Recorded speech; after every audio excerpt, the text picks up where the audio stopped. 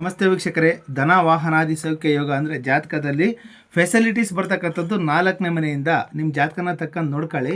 4ನೇ ಮನೆ ಯಾರಿಗೆ ಸ್ಟ್ರಾಂಗ್ ಇರುತ್ತೋ ಅವರಿಗೆ ಕಾರು, ಬಂಗ್ಲೆ, ಆಸ್ತಿ, ಸ್ಥಿರಾಸ್ತಿ, ಚರಾಸ್ತಿ, ವಿಶೇಷವಾಗಿರ್ತಕ್ಕಂಥ ಸುಖ ಭೋಗನ ನೆಮ್ಮದಿಯಲ್ಲ ಫೆಸಿಲಿಟೀಸ್ ಸಿಗ್ತಕ್ಕಂಥದ್ದು. ಯಾವ ರೀತಿ ಅಂದರೆ ಜಾತಕದಲ್ಲಿ ನೋಡ್ಕೊಳ್ಳಿ. ಉದಾಹರಣೆಗೆ ಒಂದು ಮೇಷ ಲಗ್ನನ ತಗೊಂಡಿದ್ದೀನಿ.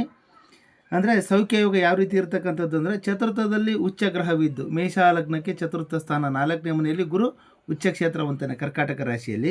ಚತುರ್ಥ ಸ್ಥಾನದಲ್ಲಿ ಉಚ್ಚ ಗ್ರಹವಿದ್ದು ದ್ವಿತೀಯಾಧಿಪತಿಯು ಲಗ್ನದಲ್ಲಿದ್ದು 2ನೇ ಮನೆ ಅಧಿಪತಿಯಾಗಿರ್ತಕ್ಕಂಥ ಶುಕ್ರ ಲಗ್ನದಲ್ಲಿ ಕೂತಿದ್ದಾನೆ. 1ನೇ ಮನೆಯಲ್ಲಿ ಲಗ್ನದಲ್ಲಿ ಕೂತಿರ್ತಕ್ಕಂಥದ್ದು. ಆಮೇಲೆ ದಶಮಾಧಿಪತಿಯು ದ್ವಿತೀಯದಲ್ಲಿರಬೇಕು ವೀಕ್ಷಕರೇ. ದಶಮ ಸ್ಥಾನ ಮಕರ ರಾಶಿಗೆ ಅಧಿಪತಿ ಶನಿ 2ನೇ ಮನೆಯಲ್ಲಿ ಕೂತಿರ್ತಕ್ಕಂಥದ್ದು. ಈ ರೀತಿ ಉದಾಹರಣೆ ತಗೊಂತಿದ್ದೆ ನಿಮಗೆ. ದಶಮಾಧಿಪತಿ ದ್ವಿತೀಯದಲ್ಲಿದ್ದು ಭಾಗ್ಯಸ್ಥಾನದಲ್ಲಿ 9ನೇ ಮನೆಯಲ್ಲಿ ಶುಭ ಗ್ರಹಗಳಿಂದ ಕೂಡಿರ್ತಕ್ಕಂಥದ್ದು ವೀಕ್ಷಕರೇ.